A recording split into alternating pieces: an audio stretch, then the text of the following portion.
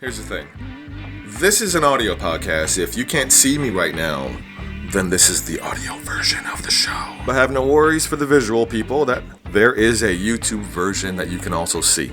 It's also not a fast show, so it's not one of those quick podcasts that are 20 minutes and half an hour. No, it's about an hour, and it's a sipper. It's not a chugger, right? So you can choose either one, a visual or audio. The choice is yours. And whatever you do, podcast responsibly, please. But not that responsibly. This is Come On Me Bro. Come on me, bro. Come on me, bro. Come on me, bro. Yes, come on me, bro. You mean like, come on me,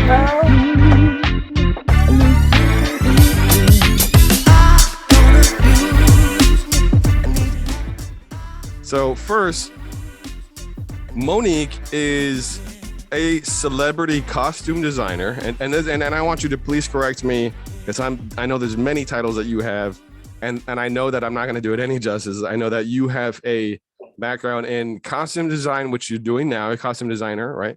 You do celebrity styling for many different celebrities. You are a producer. I am. You're a curator of visionary goods, if you can. I mean, A renaissance cool visual shit.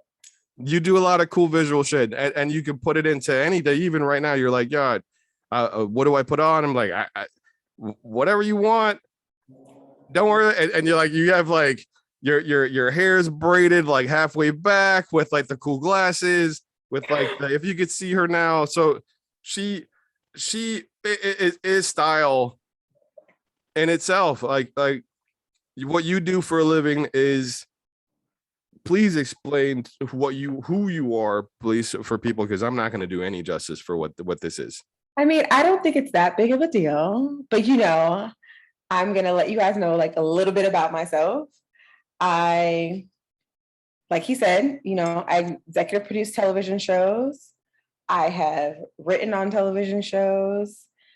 I costume design TV and film, and I no longer, but for many, many years, I started out in the game as a celebrity stylist. I still do it for a couple of key clients when they call, but for the most part, I try to stay away from it just because I'm just so busy right now with other things. For instance, I have a show on television right now called Pass the Mic on BET. Ladies and gentlemen, my name is DJ Cassidy, and I'd like to welcome you all to Pass the Mic, BET Awards edition. That this musical journey is brought to you by my musical heroes and is dedicated to all the party people around the world. Let's get this celebration started. Here we go. And it's a pretty cool show where we curate a bunch of artists to come in and sing bits and pieces of their songs. And, we come up with a 30-minute format that allows people to take a nostalgic ride, into their childhood musical heroes and the musical journeys that people have taken. It's a cool element of like a live DJ set, but from somebody's living room. And from a producer standpoint, you are the one who basically gathers everything for the show. You make the show. You produce. You literally produce the show as a producer. You don't. I just make sure every department runs really, really well. My job as an EP on a show like that is just to make sure that every department runs really well.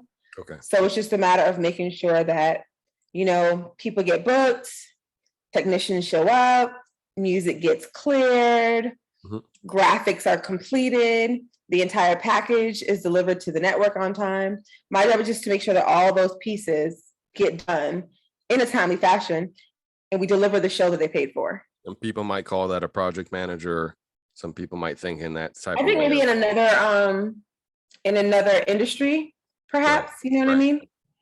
Right. But it's just literally my job is to make sure from the creative side of it all the way to the back end side of it. Right. Like I also get a budget, you know what I mean? Because there's somebody whose job it is to maintain that budget.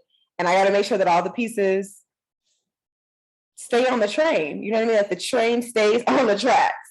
Right. If I don't do that, I mean, one department starts to go down, everybody's department goes down. So that's like that one part. And I enjoy that because my brain kind of works in compartments. Then on the costume design side of it, It allows me to be fully creative, fully in it. You know, from the moment the words are on the page and they land in my lap, my job is to take whatever the director has and the writers have visualized as this like place. Right. And they have their own thoughts and ideas. And my job is to take their thoughts and ideas and elevate it in a way that they couldn't have possibly conceived of. Like my job is to take those words on the page and visually bring them to life. Can you tell me the shows that you're currently working on now?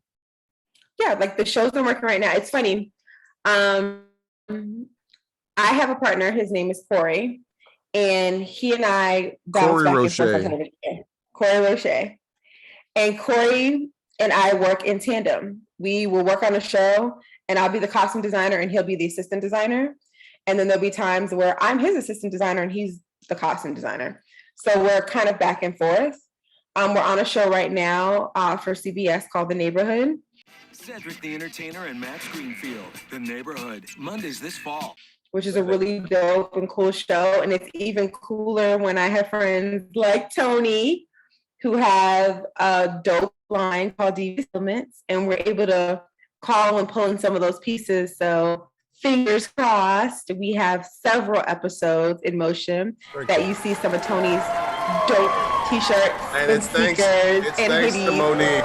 It's thanks to Monique. But this is totally a show about you, and I really love the fact that you gave me that opportunity to do that. So okay, let me quickly explain this story because it warrants more details. There's a very talented clothing designer in Los Angeles named Denzel Paris.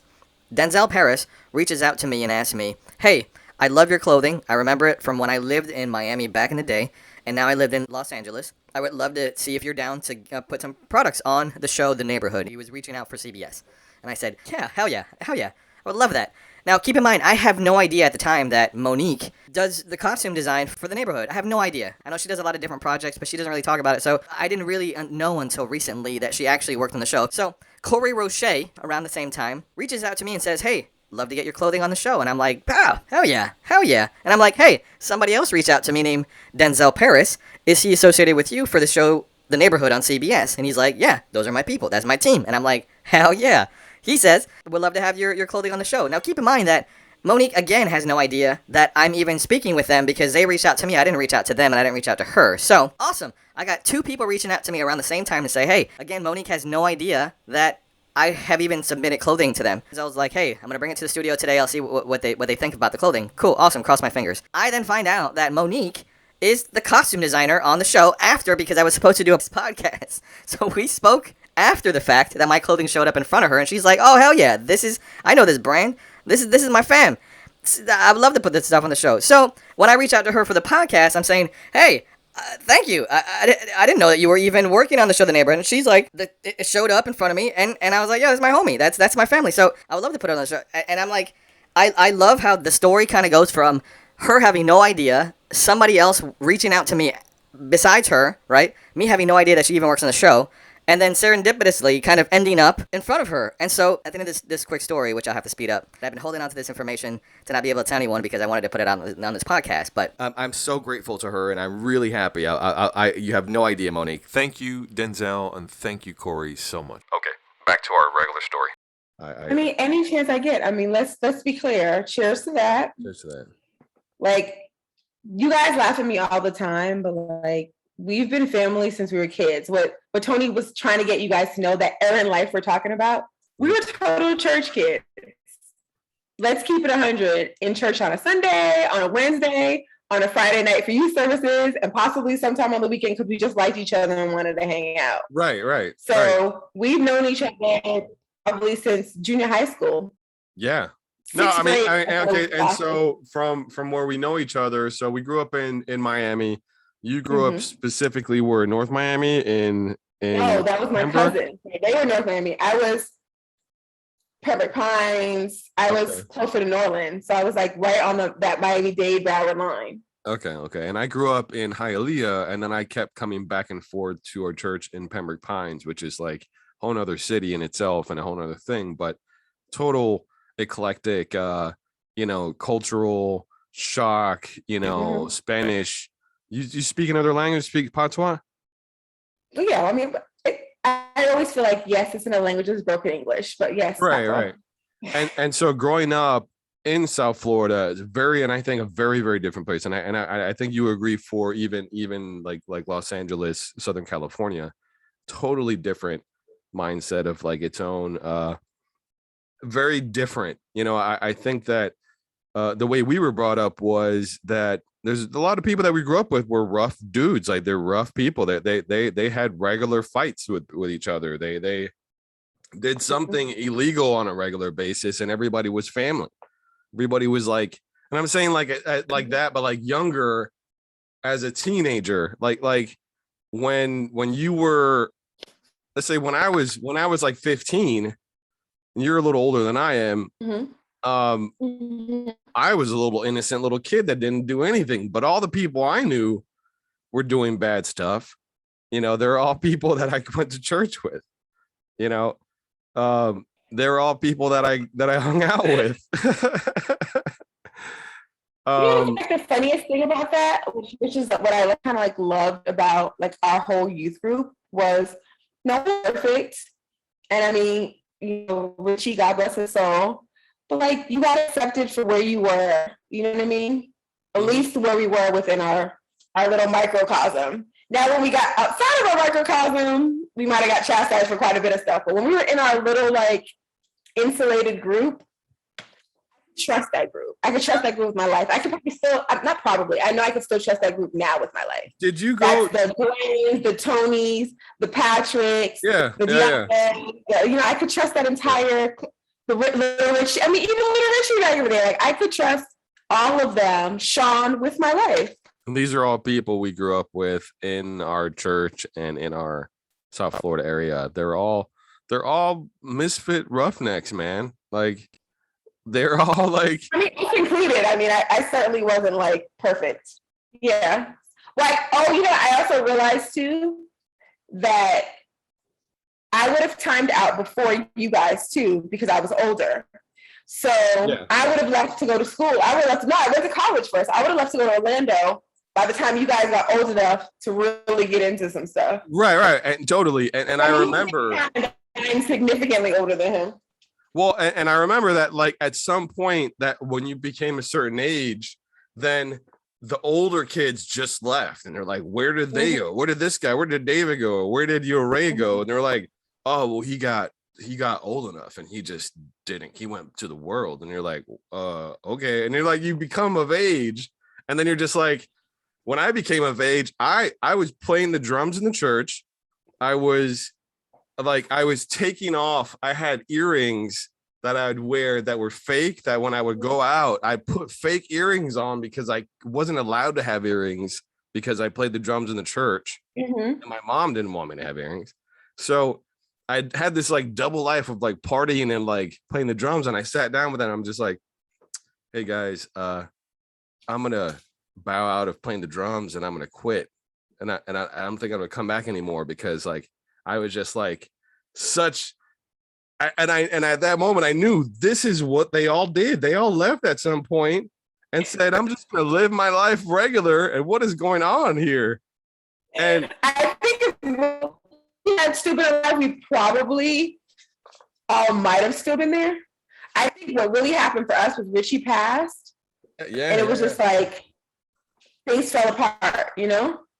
Yeah, no, I mean, was like that thing that kept us all kind of still going and being there. Yeah, so and to explain to people that growing up, we were all a part of a youth group which was led by a guy named Richie, and he was a roughneck guy, Hispanic guy too, like just like every one of us were.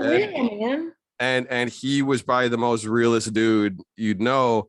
And he would just tell you like whatever. He wouldn't, like shut up, like calm down, man. Like we'll be okay. Like thank whatever you got to thank to God, and like let's move on from this. Like he'd be like that, and you'd learn as a kid to like grow up, you know.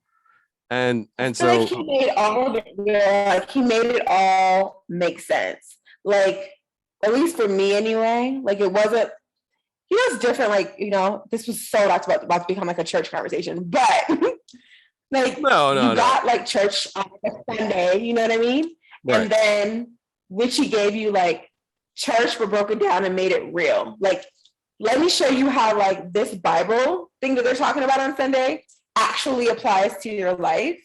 And like, it's not all a whole list of no's. It's like, here's a blueprint for how you should just be a good person. And when you get into trouble, here are some things that you can go back to give you strength to get through that thing. So right. He never made me feel judged. I don't think he ever made any of us feel judged. It was like, you got the like fire and brimstone on a Sunday. Maybe you got a little bit more in a Bible study on Wednesday, but then he was like a safe place to land. Like, I'll love Richie forever. No, I mean, yeah, like, it was a very real thing. I even I remember hearing him curse every once in a while. Just made you realize that you could be normal, and then like still have like, you know, that purpose of like being good and like being a good person. Like, nobody would think that he was like bad for that, and oh, you're going to hell for this. No, he's just human, you know. And you do that, and it's funny because growing up and going to like your upbringing and like what that did for, you know, you kind of getting out of the I don't care bubble. You know, I think I even feel it so often that the pressure from old school, I'll go to Walgreens and I'll have a bottle of wine in my hand, and somebody from our church, from our old school church that I haven't seen in years, will see me, and first thing that they'll tell me will be, hey, when's the last time you've been to church? And I'd be like, hi. Like, before they even say hi to me, they're just like asking me about that stuff. So like, and I just know how that is. So like, I grew up a long time ago about this stuff. So do you feel any attachments to that type of pressure since leaving? Or I know there was a lot of that here, you know, like feeling that type of. You gotta think, like, I've been away from home since, I mean, I left to go to college like right when I turned 17. So I've been out of Florida for a really long time. Like, I went to UCF. I think I came back when I was like for a year maybe.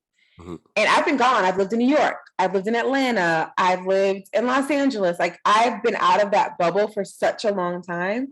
And my mom is my mom. So my mom still knows everybody, still talks to everybody. Mom. My mom is pretty awesome.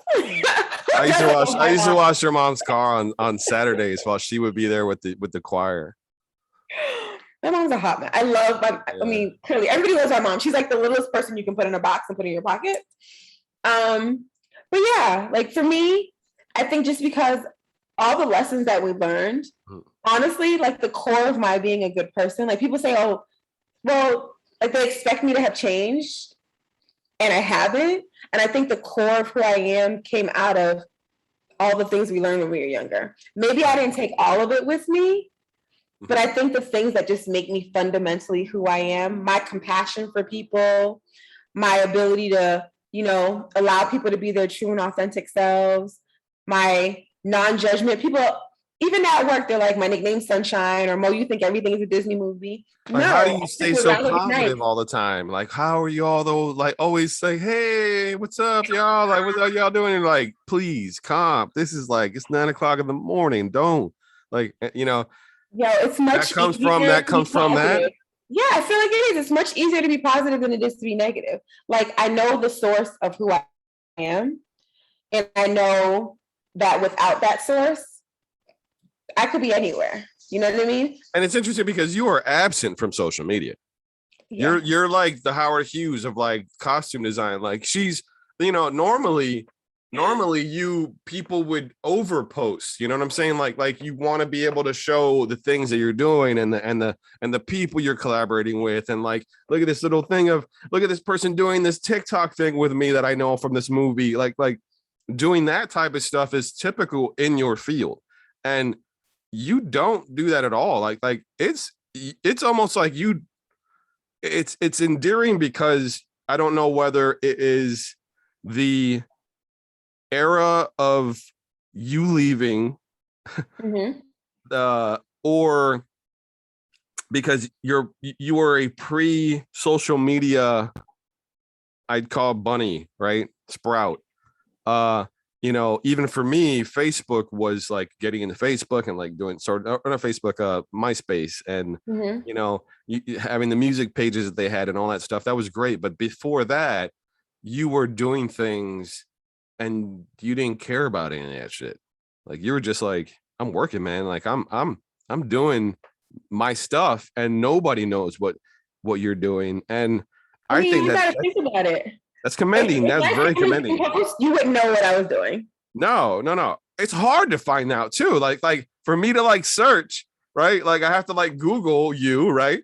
And you don't do any interviews for the most part. The last thing I saw of you, you were doing the Last Looks show, right? Final Looks. How long ago? Okay, so I will do things for people like how I'm doing this with you right now, right? So there's a ton of like, I probably have a ton of content on my computer of things that I've done. I've spoken at luncheons and other award shows for other people and I've done those things.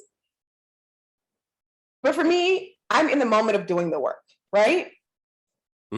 Focused on doing the work. I have amazing relationships with people, and those relationships are amazing because they realize that their whole life is not going to be on social media.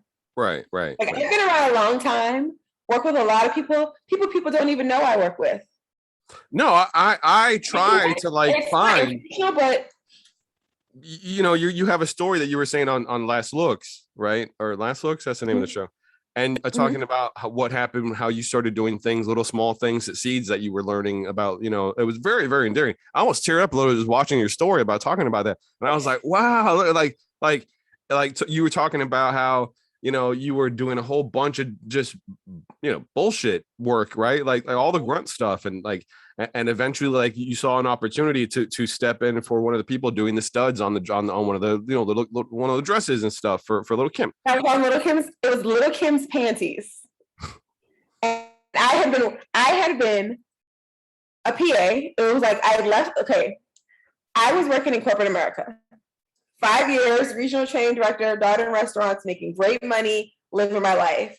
Woke up one morning and was like, this is not it. Like, I can't imagine the rest of my life dealing with cold shrimp and lobsters being delivered. Not my life. That was before you left. Got an opportunity to PA, and that opportunity meant that I was cleaning toilets. Right. Like, legit, like, actually cleaning toilets. And I saw an opportunity when Little Kim needed Swarovski crystals put on her panties, and no one wanted to do it because it was too many crystals and no one wanted to do it. It was like my segue into getting out of being a PA and going into like the costume department, which led to me meeting people in the casting department, which led to me meeting a girl who gave me an opportunity to be a casting PA. Then I became a casting associate. Then I became a casting producer. And I started producing America's Next Top Model. Then I started producing every pilot that they brought out of that show. So like my career I literally started at the bottom. I was under the bottom cleaning toilets. Can you say the shitty bottom? I'm making 6 figures to $125 a day, I think at the time, or 105. I mean, it's incredible that in all that time as well, you really you didn't give a crap about social media. And the biggest thing about that I feel that like coming from and still doing that, like people don't know what you're doing. The only way sometimes that I've seen anything on social media is from like, let's say like Corey will post something and you'll see like your leg in the background. They'll be like, oh, that's probably Mo. You hear your voice. They're like, you're working. Like, I know you're not posting. So it's like now that you're in a position to like have somebody next to you posting, like you literally can have somebody posting, watching your stuff all day, right? An assistant would do that all day, just watching you do that stuff. It's incredible that you have the opportunity to have an assistant, even just for me to say that, to say that you can have somebody watching you do shit all day and they would probably love it. And a lot of people would. That tells me that like you got to a position in what you've been doing I think a lot of people don't even understand that. They think a level of success and of popularity is like something of so much value of what this internet day, what internet is, social media is right now. People put so much weight into that to that. They only think that like my sales don't come from social media. They come from Google searches because I have all my back end stuff done on my website. People don't understand what it takes to not care about social media, do the actual work, and have that work outshine anything that you wouldn't even care to show it on social media. Who cares? And I think that that's what you show. I think and nobody knows that. Nobody knows that. Like, that's why I'm just like, I have to talk to you. I have to sit you down and get a conversation with you for you to talk about, like talk to me about how social media now, why is it so not, what can you tell people that would listen to this and go, I need to be on social media doing all this stuff? And you are the opposite of that. And look what you're doing, you know? I think people, I mean, I feel, honestly, I get a little sad for this generation because remember, I came up at the apex of no internet, and then there was internet. Like, I took typewriter classes in school. You know what I mean? I came up before, like when computers came out, there was a huge big boxes. And I think there was a freedom then to be able to do and be and make mistakes in a way that there isn't now. And I also feel like the time when I felt the need to prove myself is past for me. And for people here, proving themselves and being validated requires them being on screen. Like, it didn't happen if somebody didn't see it. And I had the privilege of growing up in a time where there was just a level of integrity, a level of honesty, a level of depth where if you were doing something, you were just doing the thing. You didn't look for any outside validation. Now, like, and then you was doing the thing. You see the opposite in your industry, because I have come across other people that do what you do, and they're very thirsty and just showing, you know, like let me show you all these moments because it's going to try to enhance something of my value. And I think that there's value in the silence of what is it? There's stealth and wealth. There's wealth and stealth. You know what I'm saying? Like most of my wins, I don't celebrate on social media. They're wins that I either do with my wife or my business partners that I work with, and half of the people that know me don't even know that I work with those people. And they're like, look at this awesome thing that I bought from this person. That's amazing. And I'm like, yeah, who do you think made that shit? You know, and it's still things that make me be like, in a world where you have to overshare, you're a habitual undershare, and you have this thing of like, and that's why I'm so honored to, like, even just like, I know we're like family, but it's like catching Howard Hughes and off the airplane and being like, hey, you got a moment, let's talk, and then having the conversation about it. It's so awesome that you have this time to be able to sit down with me. So what do you? I was gonna make this time. I was like, I gotta figure this out, but I'm gonna make it happen. It's okay. I mean, now we're here, and we'll probably have to do it again because you'll be like, "No, I got some stuff, but I think I need something else," and I'm gonna be like, "Yes." Definitely no. I mean, please tell people how not sharing what you don't share is a benefit to what you're doing. It almost gives you more integrity, because I know that if I was to put anything your way, you're so business that I know that there's no way of getting around the right way of doing things. Does that make sense? Like, it does make sense. I think not sharing for me just means that for other people, I'm a safe space. That they're never concerned with what the possibility of something could look like outside of the safe space we've created. Right. They know that if something gets out, it's because they put it out. Because I have a track record of not putting anything out. Generally, if you see something on my page, it's because someone I'm with has encouraged me to do it. They're like, Mo, come on, like, that's so awesome. Why did we do that? Or why don't you post that picture? And I kind of am in a place too where I love that Instagram has stories. Because then things don't have to live, you know? Why is that such a it's almost like it's like a you're enjoying that. Why? Because it remains in the special moment in time in which it was created. Like if I take the time to put something up, it's happening in that moment. It's great for that moment, but like it's a memory. Like I don't need things to always live in perpetuity. Like, and let me say, okay, I'll read off a couple here. Yeah, let's see. America's Next Top Model, The Fresh Prince of Bel-Air reunion on HBOMax that I'm sure many people I know. That's the one that I got nominated for an Emmy for. Emmy, an Emmy. First, let me say. First, let me. I need more drink in my cup first to actually cheers you. Hold on one second. Cheers to the Emmy nomination. We are clanking cups to the video. Emmy nomination. While our show did not win, I'm grateful that we were nominated. An Emmy nomination, though, like who? Not that many people can say even the nomination of an Emmy. You know what I mean? Like to be in a crowd of people, even scratch that. To even do the work on that show is. And let's get to, and I'll keep going, but I definitely want to get back to the Fresh Prince because it's associated with that because it's Tatiana Ali I want to get back to. So,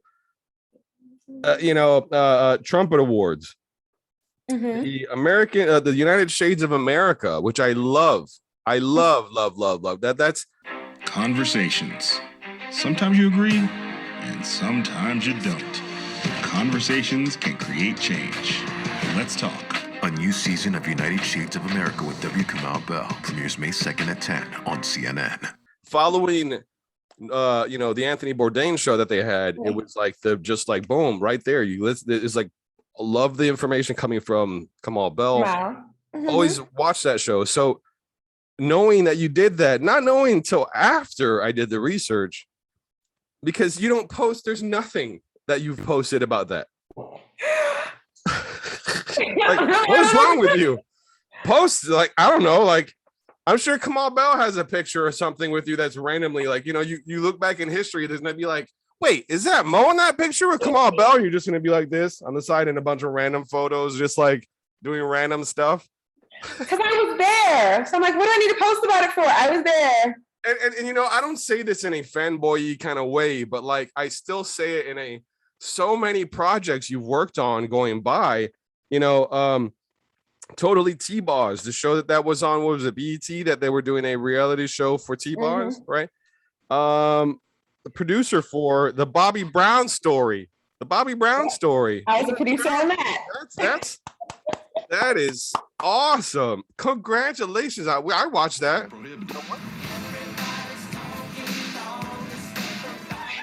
We won an NAACP award for that show. NAACP award. That's like, who did you ever think that in any type of way that you would be kind of put in that position to do that, or just kind of sky's the limit and whatever happens, it happens? When I tell you that was nothing but God, and I can say that in this way, I didn't start out that project as a producer. I didn't. I literally got on that project because my friend was the director of that project. And he was like, Mo, I would have loved for you to costume design this movie, but they have a costume designer. So would you come on and be the assistant to the director? It was my homeboy Kyle, who was a director. And I was like, and for the audience, a costume designer is the top person on the project that finds anything that's dressed for the artist, for the cast. When it's edited, if you correct me if I'm wrong, when it goes from styling, it's when it becomes television and something that's recorded. Well, this is the difference. Styling is taking someone's personal look and elevating that thing. So you are Tony, and Tony likes blues. He likes purples, but he's always in board shorts and a tank top. Mm-hmm. I take the fact that you love purples and blues, and now I put you in a 3-piece Tom Ford suit with, custom N1s on, custom J's, no general releases. That's styling. It's taking your personal preference. Where costume design is taking the words on the page and giving life to a fictional character. Mm. It is taking the environment that they're in, So now we are in the land of Bobby Brown, who happens to be a real person. Right. If there are only images of Bobby on stage, you can't really tell what the background singers were wearing. You can't tell what the people down the street were wearing on the day that this happened in his life. So it's taking all of those things and recreating it. With continuity. With continuity. Right. With attention to the period. With attention to the fabric for the period. And so style. all of those things. Right. Yeah, so I totally got off tangent. But I came on being the assistant to the director. And the company that I work for now, where I've ascended from an associate producer, which is the first level of producing, to now being an executive producer, which is, is the top level of producing, happened because there were so many things going on. And my brain works in all of these departments aren't working as efficiently as possible because these things aren't happening. So how do I help make these things happen? And I was making those things happen because I wanted my director's job to be easier. But in making his job easier, I could also make everybody else's job easier because he's giving all direction. It's coming from him. So now it's affecting all of these other departments. And as a result of the work that I had done in that space, they gave me a producer title. I'm tipping my hat. I mean, even to, and it was a phenomenal project. I saw the whole series. It was a great project. You did great work. I mean, it like, and even going back to what is it? Here's another project. Pussycat Dolls present Girlalicious. Oh my gosh, that was like the beginning of my career. Was that VH1 or was that like was that WeTV? I don't even remember now. I remember the show. I do remember when they had that like when they had like different people like audition to be in the Pussycat Dolls, and then they had like I remember that my career days. But then you have a very close, and I don't know how this happened, but going back to the Fresh Prince, you are always kind of in the world of Tatiana Ali. She played Ashley on the Fresh Prince. So you kind of have which is, again, you do have this safe space for the people around you. So it's not that I would think that they find it's safer just because of that, but you being who you are, it's easy to have that safe place with you. So which she seems like she's super cool, and how did that happen? What happened that obviously you didn't just meet her for the Fresh Prince deal? So how did that kind of just randomly come about? Because we had worked together previously. I mean, I've known her for quite some time, and that's again one of those like where I'm silent because I think our work relationship has transcended that, so I'm always very completely protective of it. But we worked together on a project. Oh my goodness, maybe 10 years ago now.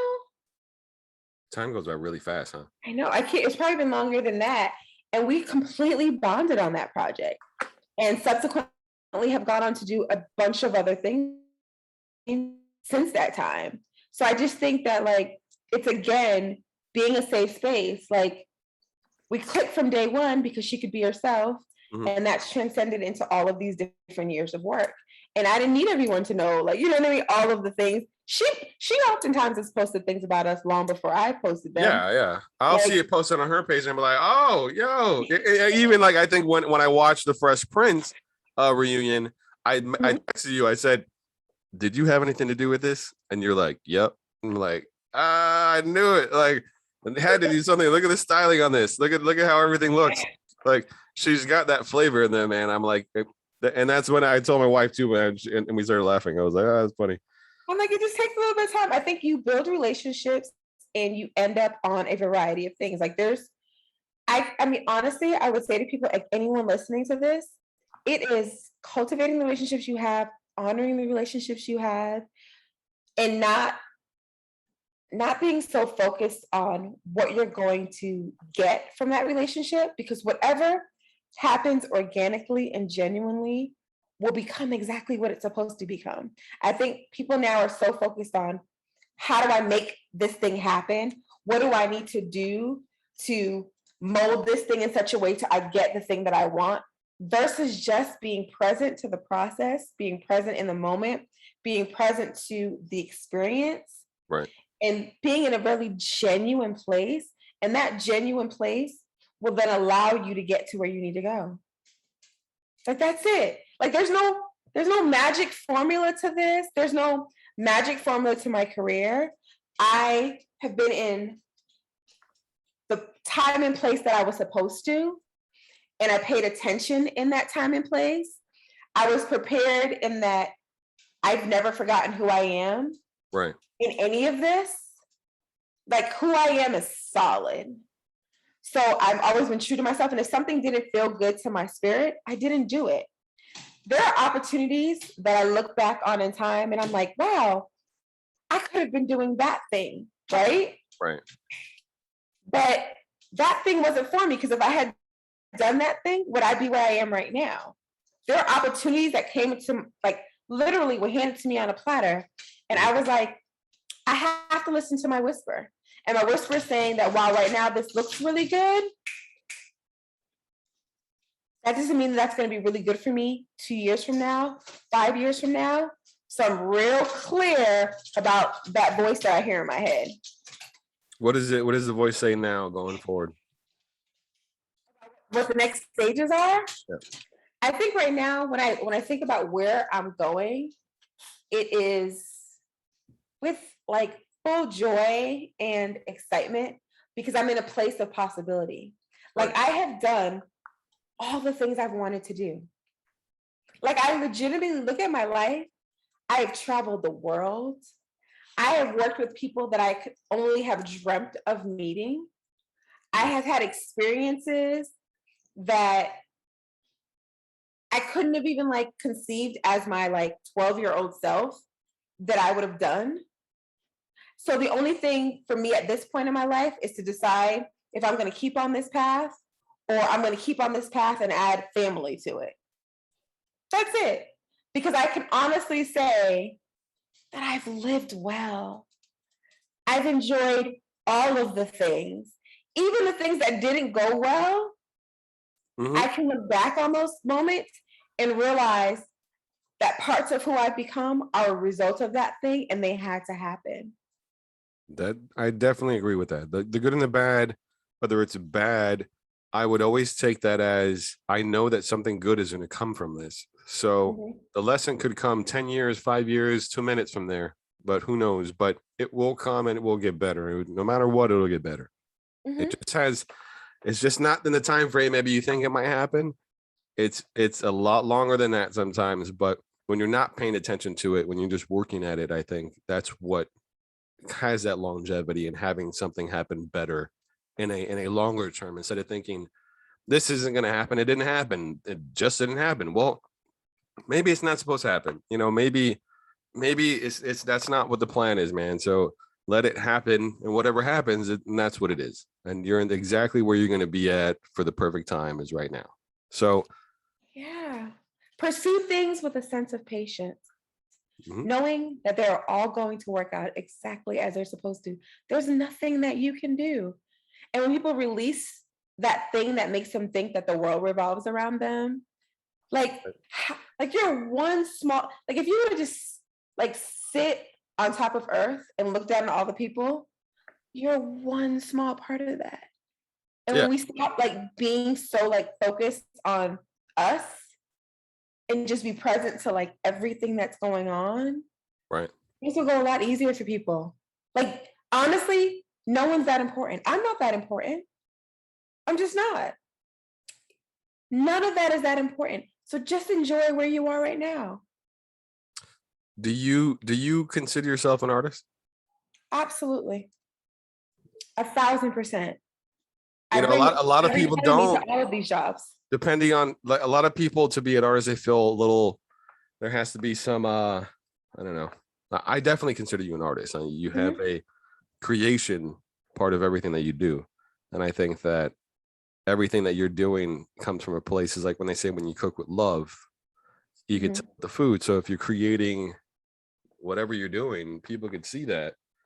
It promotes that positivity, you know. So no, you definitely have that. Yeah. Cheers to artistry, right? Cheers to artistry. In the grand scheme of it all, I really appreciate the time that you've taken to answer questions too. And then I have a couple more questions for like and that's it. And then we can move on. Okay, go. Shoot.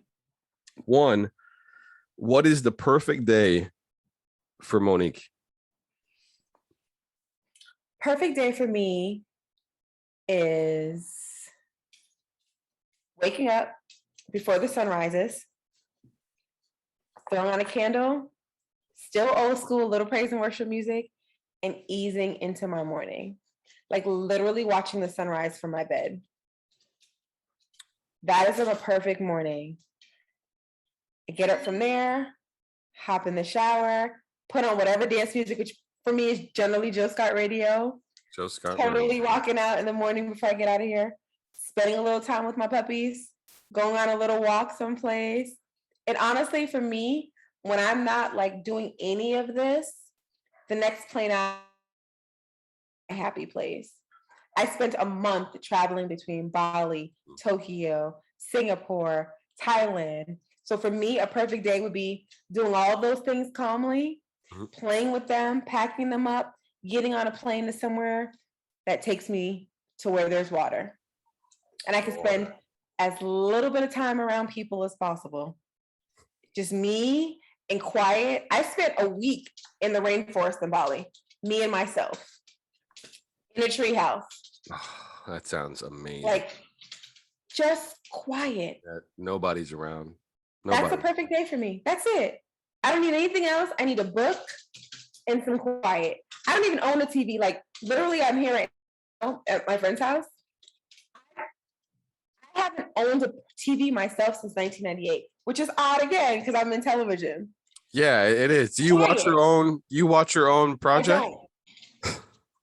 Do you even wonder what they look like in final product, or do you just go, I'm just moving on and moving on? I trust the people who are hired to make it look good. It's so amazing that you don't have this like. This is a question I'm going to have for every artist that I have on the show. I feel that every artist is innately insecure in some way, whether it's small, whether it's large. I don't see that as much from you because I know you don't even have that show to get the response back. You don't care. So my question to you is there any part of you that's insecure? Are you insecure with any of your work? I don't think so. No, like anything, no, because I am. Like, do you need approval? Nature, huh? You feel like you need it, like when you create, when you make these bigger projects, inevitably it's force somebody to watch and take whatever they're going to take from it, right? Do you care what comes out of that, or do you just love what you did and then you're just life moves on, I guess? I don't think it's a matter of I loved what I did. Like, I know that whatever I'm doing, I'm at the moment gonna give it my all. So all I can give it is that. I don't have anything else left. So once I've done that, then I'm like, it's a job well done. So then that brings the question, when do you know you're going to reach that peak of happiness? When is the peak of the, when you're in Bali and you're watching the sun come up to start your day, is that the peak? When Tony, I'm like, I can't even comprehend that. Like, there's no thing that I'm reaching for that's going to make me feel like I am so happy. I live each day in joy. I live each day in happy. I live each day more than content with the life that I've built for myself. So I don't seek some additional happiness. Like, I'm happy here. I'm happy here today. I'm happy when I wake upstairs in my bedroom and watch the sunrise. I'm happy watching the sunrise in Bali.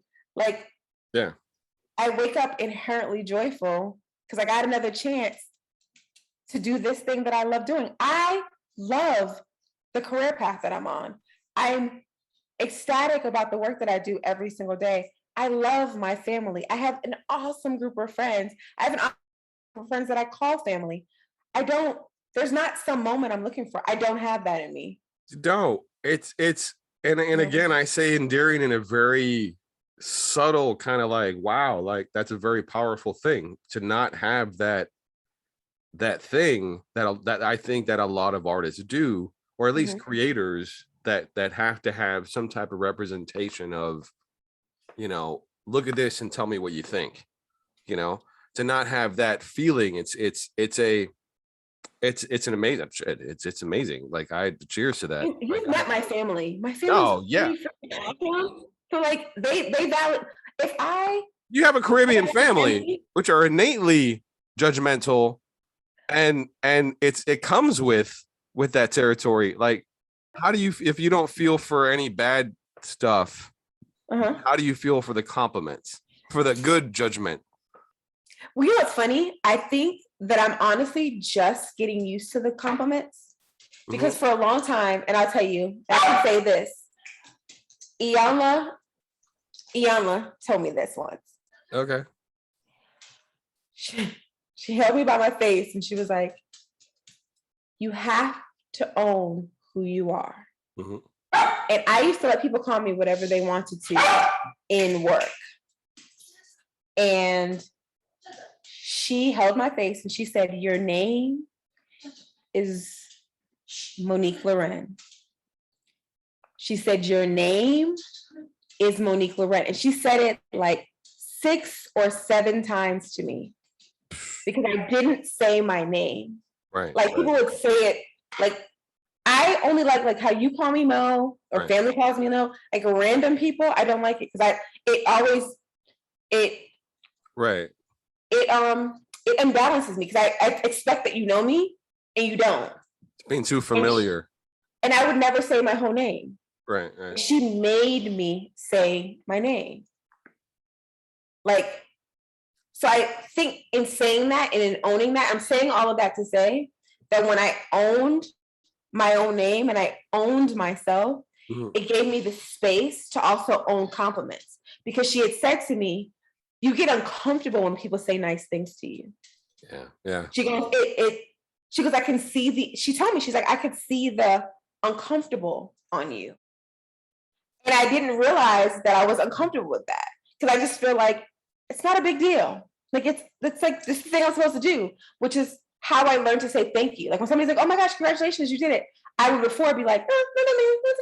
Right. I say thank you. And I appreciate it. But it's a very weird thing. Yeah. Yeah, it wasn't until that moment. And I could say that people are like, oh, you have so many moments. Like that was a big moment for me, because in owning my name, it was like something about owning my name that made me okay with owning the things that came with my name, because my name is me. It is who I am. And it is okay to own those things and the thank yous and the appreciations, and you did a good job, that I didn't own until I owned my name. I didn't even tell people my whole name. And it sounds weird to people listening too, because, you know, oh yeah, it's so weird to like get a compliment and like, you know, you just feel weird about it. I'm sure that's so terrible, you know, like, but for me, right, people tell me compliments on a regular basis, and it's just the type of stuff that we do. It's like, hey, look at that thing that I just created, and I'm going to tell you what I feel about it. And you're like, oh, okay, great. It makes me feel like throwing up and like pooping at the same time. It's a weird, like, I'm like, oh, it's weird. Like, I don't know what to say. I don't know. And then I feel awkward. And I've never been a very, like, people are like, dude, I remember one of my artist friends, his name is Golden. He came by. He was come by to look at some product. We're doing some product stuff here of some clothing. And he came by, we were taking a picture. I just colored my hair green. And he normally has a mohawk and has purple hair.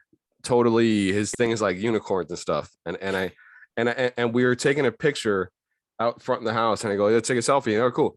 And I had something in my hand, and he's like, and I go, well, let me move this, or let me whatever. He goes, dude, we're artists, bro.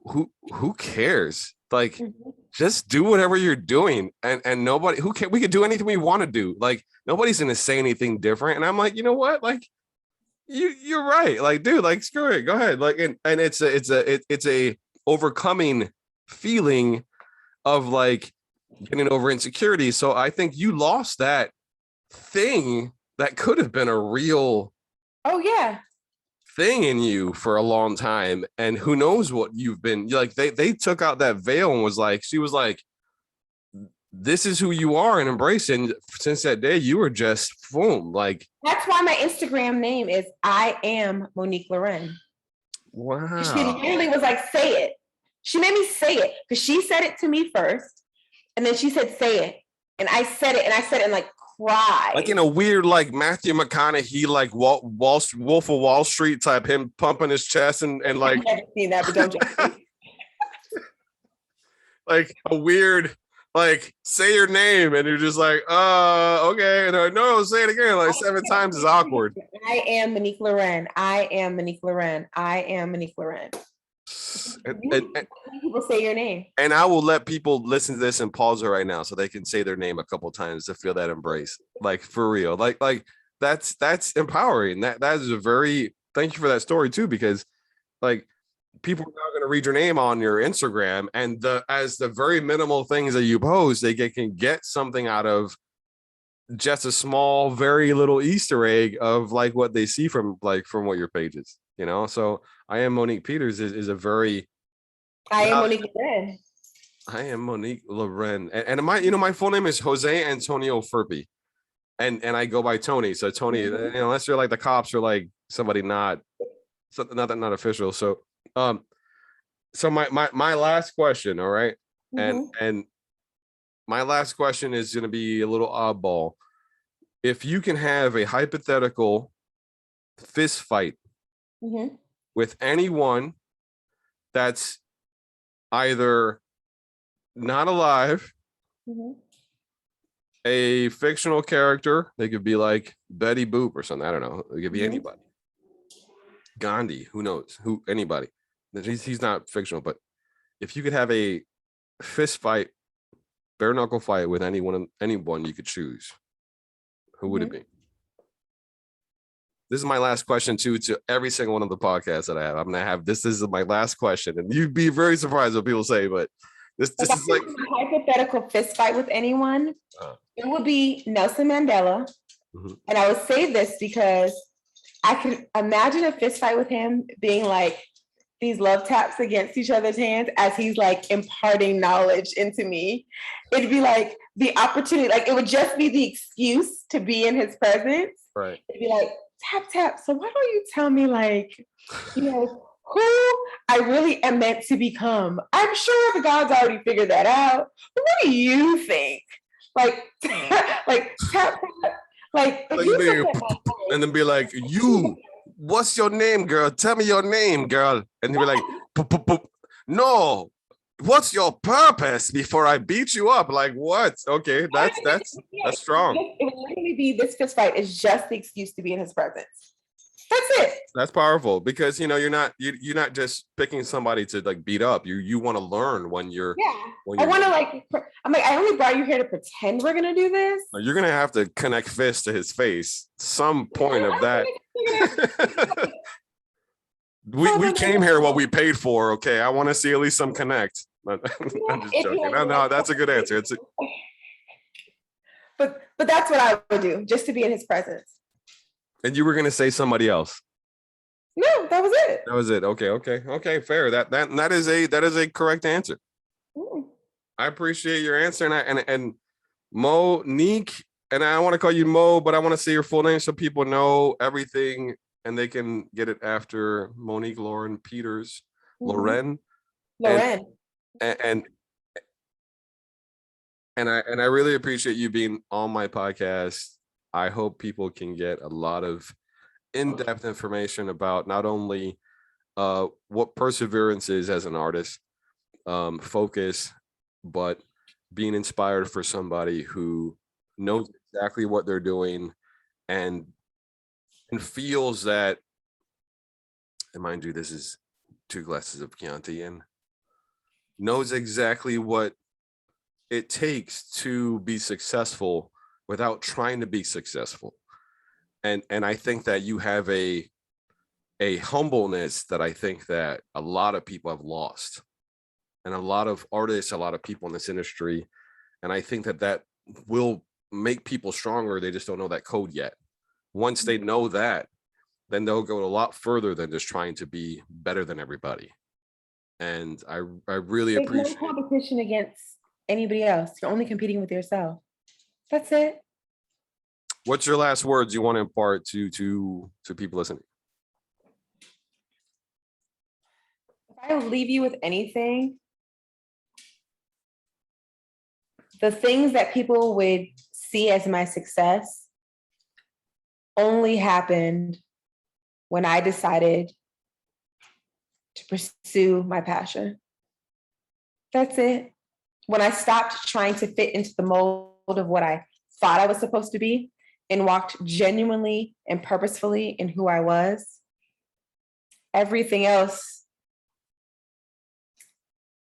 made room for me.